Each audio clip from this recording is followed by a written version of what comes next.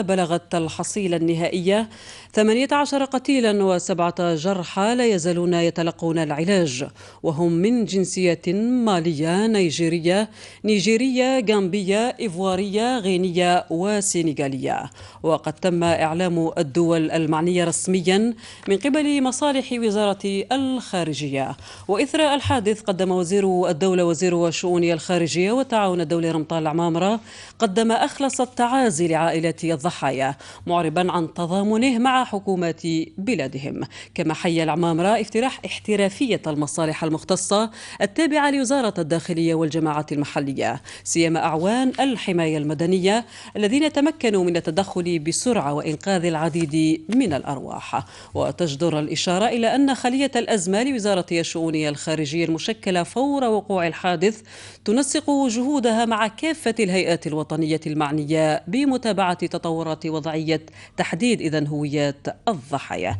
هذا وتفقد وزير الداخلية والجماعات المحلية نور الدين بدوي المركز المتضرر مرفوقا بكل من وزير الصحة والسكان وإصلاح المستشفيات عبد الملك بوضياف والمدير العام للحماية المدنية مصطفى الهبيري. بدوي أكد ضرورة التكفل التام بجرحى هذا الحادث والإسراع في إعادة إيواء المتضررين في مركز جديد بورقلة. عبد الباري السوداني. حريق مهول شب بمركز استقبال اللاجئين الأفارقة بمدينة ورقلة خلال الساعات الأولى من صباح اليوم، خلف خسائر بشرية ومادية.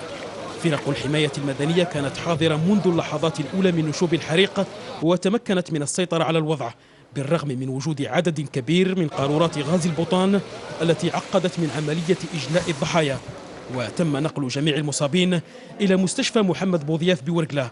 كما أسهم رجال الجيش الوطني الشعبي بالتكفل بالضحايا من خلال المستشفى الجهوي العسكري إبراهيم تيريشين بالناحية العسكرية الرابعة. À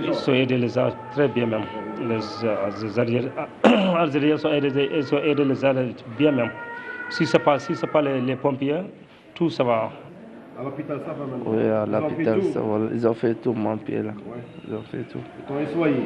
Oui, oui. Ils ont fait tout. Maintenant, ça va un peu quoi. Oui. Alhamdulillah. Alhamdulillah. Merci. Dieu merci. وفور سماعه خبر الحريق سارع وزير الداخلية والجماعات المحلية نور الدين بدوي إلى مسرح الحادث وشدد على ضرورة التكفل العاجل بالضحايا.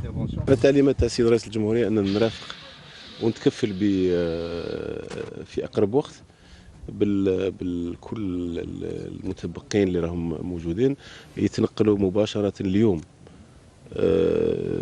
يباتوا في المركز الاستقبال الجديد بضرورة توفير كل الوسائل وكل الإمكانيات الضرورية بالتنسيق مع المنظمات خاصة الهلال الأحمر الجزائري والتضامن الوطني وقطاع الصحة كذلك. بالمؤسسة العمومية الاستشفائية محمد بوضياف اطلع وزير الداخلية والجماعات المحلية نور الدين بدوي على ظروف التكفل بالجرحى. شحال جاو؟ 60 blessés. 60 blessés. Oui. 45 ont quitté l'hôpital. 45 ont quitté ils ont blessé les premiers fois. مازال الآن؟ عندي 12 راهم هنا في les urgences والطروار وفي niveau du service. Un enfant et deux في l'orthopédie. هذو المرة في البلوك. وخلال ندوة صحفية كشف نور الدين بدوي عن إجراءات استعجالية لإيواء اللاجئين بمركز استقبال مؤقت، مشيدا بالتدخل السريع لمختلف المصالح المعنية وبالهبة التضامنية للمواطنين. جئنا للاطلاع ولكن لاتخاذ كذلك إجراءات استعجالية متمثلة في إعادة تحويل الأعداد المتبقية إلى مركز استقبال مؤقت. أقول مؤقت لأننا سوف نتخذ إن شاء الله في الأسابيع القادمة إجراءات عملية للتكفل